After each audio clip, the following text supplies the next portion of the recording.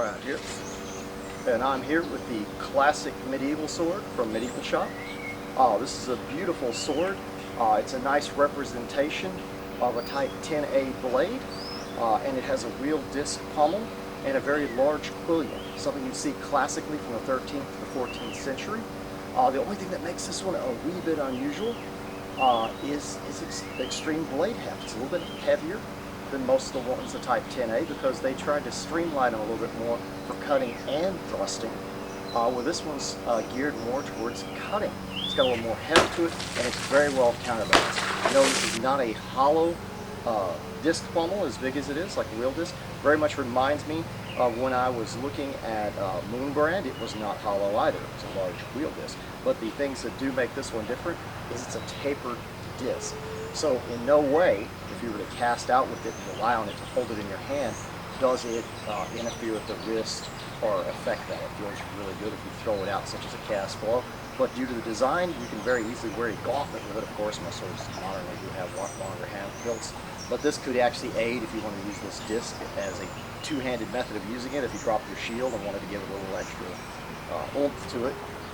But you could also use it very easily in a blade fencing situation if you did want to use it with a smaller shield like a buckler instead of here.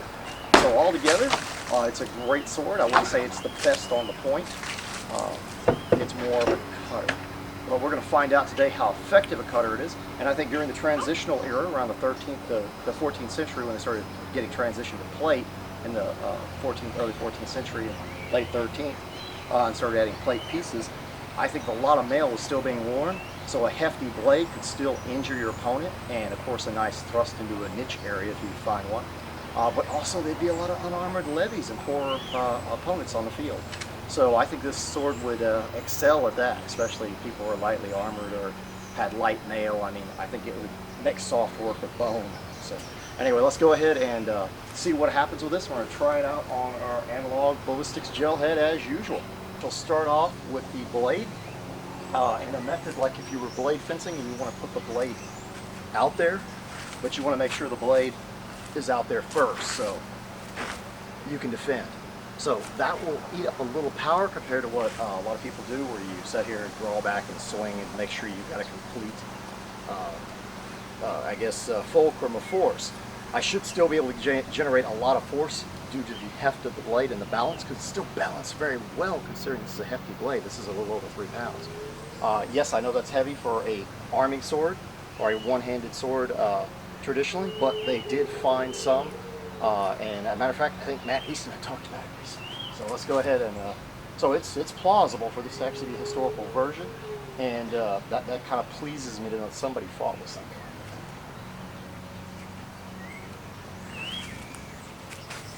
Oh! Hey!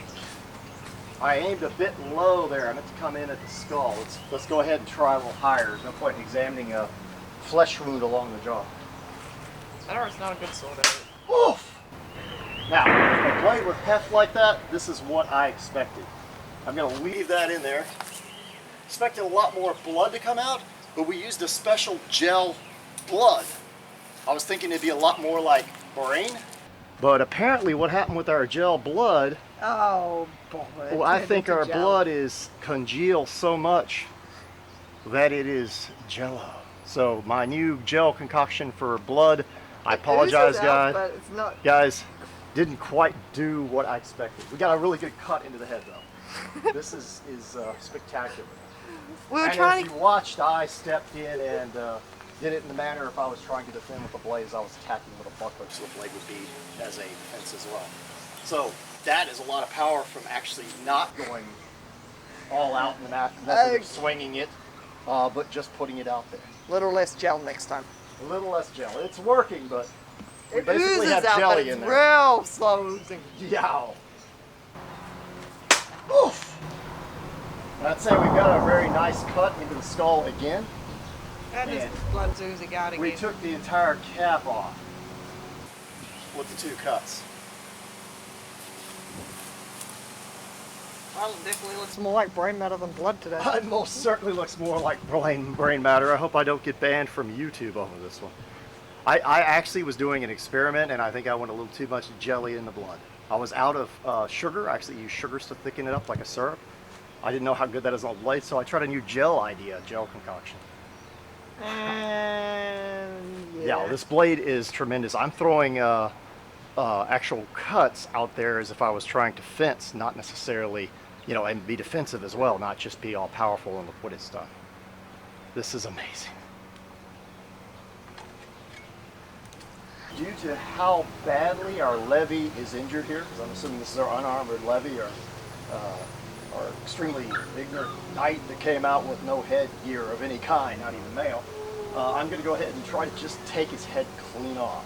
And in honor of that, I will be at RealmsCon this year. That is the one, 2018, with Adrian Paul, Duncan MacLeod from the old Highlander series in the movies. And I'm actually most likely going to be his sword partner, helping him out. So hopefully I do you all right out there doing that, helping him. If you want to show up there, be sure if you go to his website, you can register ahead of time and use the product code, which I'll put down below in the description. It's THRRLM, I believe. Now, if you put that in, they'll give you a 5% discount. And of course, you're eligible for all the regular packages. And you'll get to see me this year. And hopefully I'll have something cool to give out to everybody as a commemorative item. And the commemorative item is probably going to be something with my logo on it, of course, and yeah, RealmsCon, and you know, that the event is taking place. So hopefully everybody will enjoy it. Anyway, let's go ahead and see what happens with this man. And I'm going to stay with tradition that the sword is cutting very well just by putting it out there as if you were fencing, not necessarily as if you were giving these big grandiose swings, which I know that this would perform extreme due to the weight of the blade. It's a nice hefty blade and the way it's balanced. But just with the balancing is allowing it to function as it should. Even though it seems a bit slower, it has the punch that it needs for the momentum.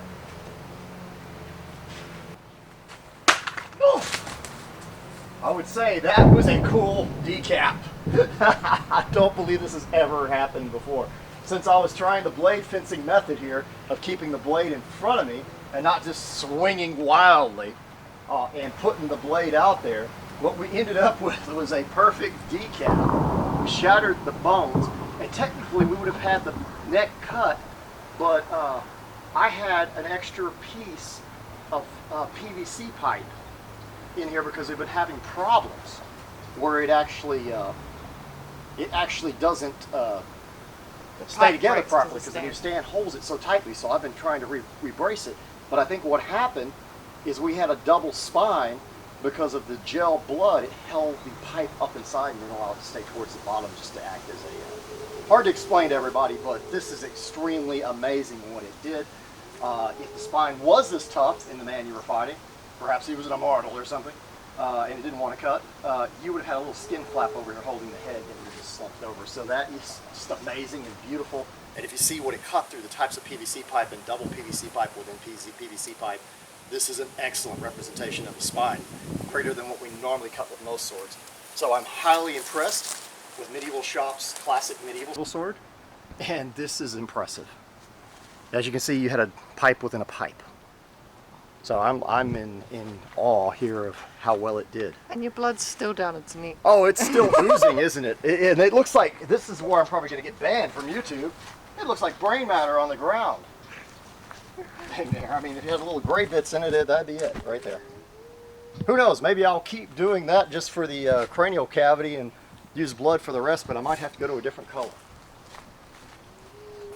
Purple. Purple, yeah. With green alien Or blood. black, like we did one time for the Green alien blood. Green alien blood.